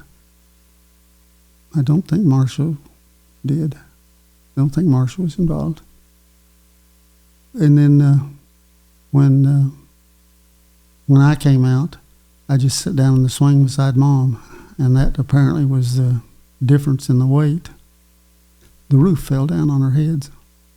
I saw it coming and put up my hands like that, and it kind of bounced off of my hands and fell off the porch. The porch was about this tall. Mm. And Mom was under the porch, but she said she was okay. And Bethy was out, and Joyce was out, and we started. There was a snake there. We got rid of the snake and started trying to figure out how to get Mom out. And then Mom all of a sudden yelled, "Oh my goodness, your mom had her head underneath the 4x4 at the edge of there between the walk. There was a walk there, and her head was between the walk and there. And so Bethy and I went around to that side to see her, and we could see her. And I put my arms underneath there to try to lift it, but I couldn't lift it. I mean, it was just solid. Had you jumped over the fence, or someone jumped over the fence and ran over? Yeah, what I did was I pulled my arms back out and thought, well, let's get a jack. Mm. And so I jumped over the fence, got a jack out of the car, and jumped back over the fence and was carrying the jack, and then suddenly realized the jack wasn't going to work at all. And Mom yelled, "I think she's dead." So that kind of juiced me up. So I put my arms back under there again and actually lifted the roof. I couldn't do it today. I couldn't have do it 2 minutes before that. But I lifted it, and Bethy pulled her out from underneath. And we got her in the car and rushed her to the hospital. And she was in the hospital about a month. You drove her to the hospital? You and Bethy drove her to the hospital? Yeah. And then everybody else came and met you? Yeah. So, Mom obviously was unconscious, but to hear her tell the story, the doctors thought, if she lived, that she would never be cognizant, maybe. Well, it was pretty scary. Yeah, they didn't know. They just said that her the side of her head had been damaged, and didn't know how she was going to come out. I've wondered a lot, Mom always actually did take care of herself. Mom, didn't take medication. She certainly didn't drink. I think I maybe heard Mom say 2 or 3 cuss words in her entire life, and when she said them, she used them in a way that was so wrong it was funny. She would just get mad and scream something, and then she would say something just out of control. It made no sense. And it just, it was a shock to me that of everyone, she was the first one to go. And I have thought a lot about whether that porch roof fall on her head might have been some kind of precipitating cause for her eventually getting brain cancer. It probably was. I mean, I don't know that for a fact, but I suspect it was. Well, it's an important story to me because I think if you hadn't been able to pick up that roof that day, I might not be here. Well, I don't know. We were trying to find ways to do it. If I couldn't have done it, well, we would have tried to find some other way. Yeah. Well, I've got a couple things on the list here. I hadn't even had to look at the list.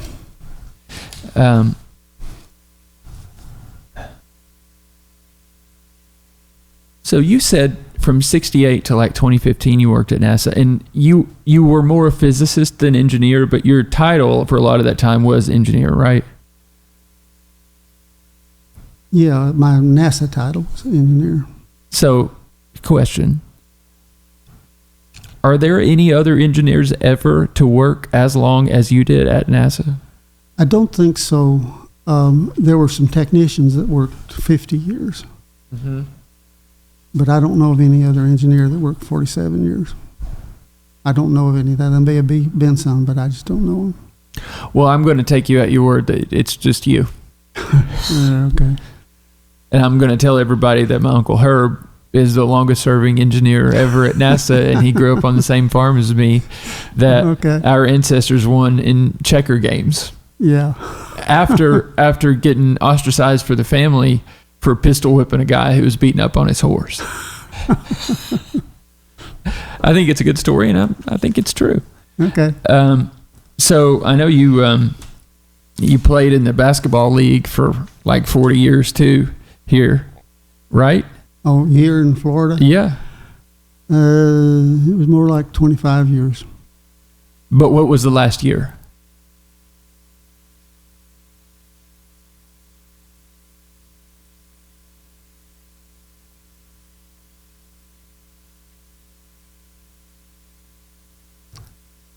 I think it was about the time I retired. Yeah. So I don't know anybody who's that old consistently playing basketball for that long every week. It was fun, and it kept me in good shape. Yeah, I think it's awesome. You are one of a kind, sir. No, you are. I wouldn't. I don't know anybody else who's 80 who's outside painting the outside of their own house. Well, it's got to be painted. Yeah, right. And you're not really thinking that hard about it. It is what it is. But in some sense, you're an anomaly. You're really fit. Oh, really? Okay. And you have a good memory, to recount all these stories. So, I'll just tell you, I've told you kind of what my concept of you was as a kid. And, we didn't see each other a whole lot growing up. Yeah. And you kind of do your own thing. And so when I was coming down here in the spring, I had hoped to get to see you, but I just didn't feel like I had a right or a claim to say, Herb, can I show up and, take over your life for a week, Not a big worry. Well, you're not taking over my life. No, anyhow. I appreciate you saying that, but I had booked a hotel for the week, and you said, no, why don't you come stay with me? And I just want you to know I'm so glad that I did and that I was able to spend that time with you and Mikey. And I had this thing that sort of hit me,